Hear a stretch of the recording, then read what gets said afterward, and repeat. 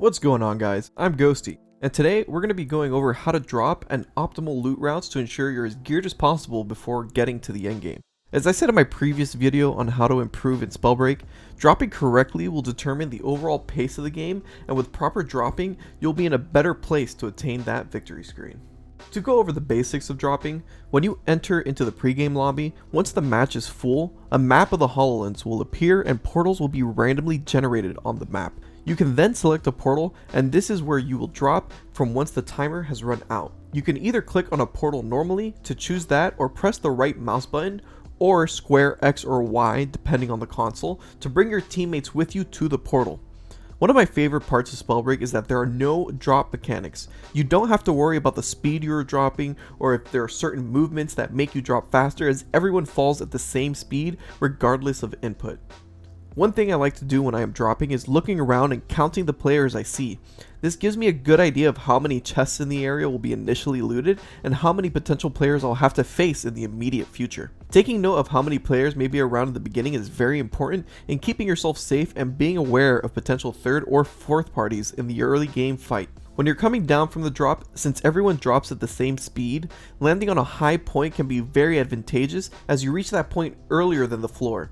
For instance, if you're dropping in Fort Halcyon, you can drop above the epic chest and complete the landing animation before players have even landed on the ground. This will give you time to quickly loot the chest at the top and immediately have an advantage in going aggressive while they go for the epic chest below. When you're in the portal selection screen, you can also see which portals are selected by opponents by the portals being red. By analyzing where people may be dropping, it allows you to determine which direction players may be coming from in the circle once you have survived the early drop. This is key in making sure you don't get surprise attacked and always have a general idea of where players can be. Also, taking note of where the portals are on the map can help you in determining where the safe zone may spawn. Typically, where the large majority of the portal spawns are is the general area where this new safe zone is in. If you don't want to trek across the map, take note of the portals and try choosing one near the cluster. If you do choose to go towards the cluster of portal spawns, be aware there will be a lot of players around as well, and players that landed on the outskirts will be coming in from the storm from all directions potentially. So, how do we go about actually selecting where we want to go? Firstly, when selecting where to drop, it is always best to go to the biggest points of interest, such as Fort Halcyon, Bogmore Castle, and Dustpool Hold, or other large areas such as these. When landing, it is best to go on the outskirts of where the epic chests spawn, loot a few chests, and then go for the epic chest in the middle, where inevitably people will be fighting and you'll be in prime position to third party. At the end of the day, you're in a battle royale, and every advantage you can find should be utilized to its fullest potential. Epic chests drop a guaranteed epic, but it is only one item and will not be enough to stay toe to toe with someone that quickly looted a large chest and is ready for a fight. Once you have survived the early game drop, it's time to move towards the new safe zone, and this is where you'll get a majority of your scrolls from looting safely.